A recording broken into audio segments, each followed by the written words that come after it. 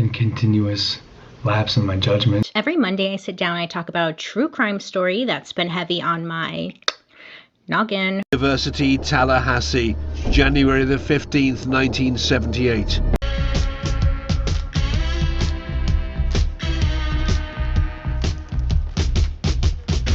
YouTuber apology videos. People on the internet saying that the Joker was actually right. The overabundance of obsession and desensitization to true crime and serial killers.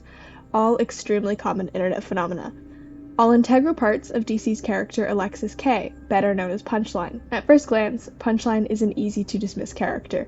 A younger, edgier, more sadistic Harley Quinn ripoff with a design that was made for cosplay and a premise that sounds like it was made up by someone who needs to call their children to figure out how to turn on Twitter dark mode. But when you look a bit closer, you start to see a bit more depth. Punchline was first introduced in Batman 2016 issue number 89, published in April of 2020 and written by James Tynion. Tynion, I don't know how to pronounce his name.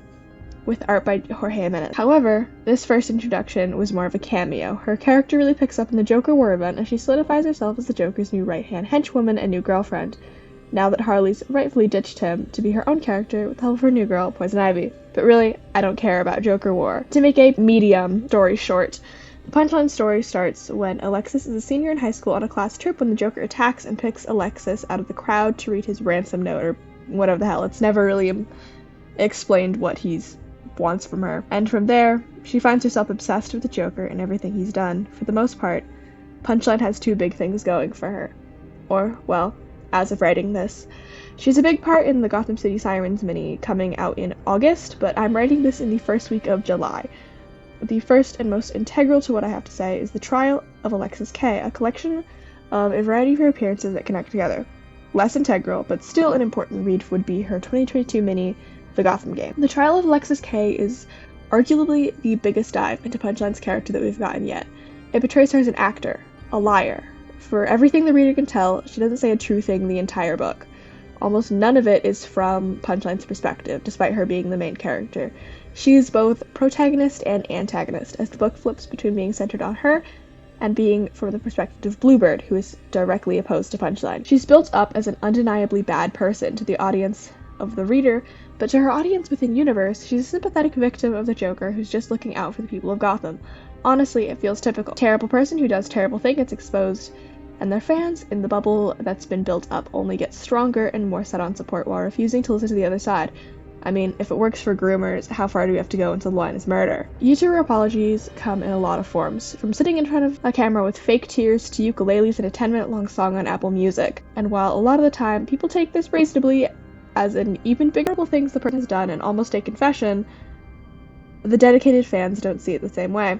I've seen this firsthand. Back when Dream was accused of grooming an underage fan, I sat at a lunch table with a DSMP fan, and she was dedicated to the idea that he hadn't done it. This was all haters trying to ruin his reputation as a good person. This person was a little bit obsessed, to be honest. In The Trial of Alexis K, we see similar reactions. The rational, looking for more evidence of the wrongdoing to bring them to justice, and those manipulated into believing every word their idol said, being willing to fight for their freedom from all of the backlash for their actions. It goes as far as showing up to the trial itself to try and rally for Punchline's innocence. Hold on, this feels a little familiar, doesn't it? Not to any YouTuber, but to a real-world scenario that feels a lot more similar. Ted Bundy. Yes, Ted Bundy. During the Bundy trial, thousands of young women across the country were absolutely taken with the persona that Bundy had put up. The persona of this lethal playboy pretty guy.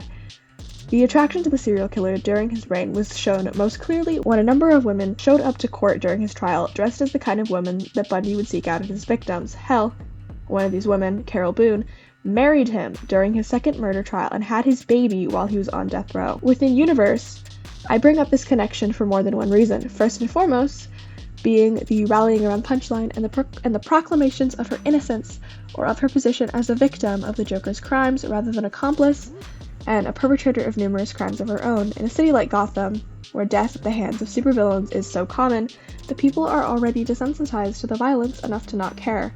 True crime is such a deeply interesting facet of society. It leaves people so disconnected from the victims and their families and the horrible crimes committed by these criminals. Instead, you're left with a connection to the perpetrators of the crime and their personhood, and not the victims whose lives were either ruined or taken. The victims of these true crime cases were real people. Real damage was done. These people have families, have people who care about them, but the personhood of the victim is ignored for the character of the monster. The fascination can come through a form of morbid curiosity, turned to obsession or desensitization with the horrific. With Punchline, she's both the monster and the obsessed. After an up-close encounter with the Joker, she's fascinated by the person he is. She's obsessed with the message. And there's a clear progression. She starts a podcast, and in the snippets of that we get to see, we see that before she truly became Punchline, she was in part horrified by what she did. That isn't the same by the last episode. She's so obsessed with the Joker and desensitized to the true violence of his crimes that she's so willing to become him. And while I don't think that this is reflected in the real world, in a dramatized comic world, it makes a lot of sense. Just like in the Bundy trial, she wanted the monster. And so, she got him, and then she became him. Until next time, listeners.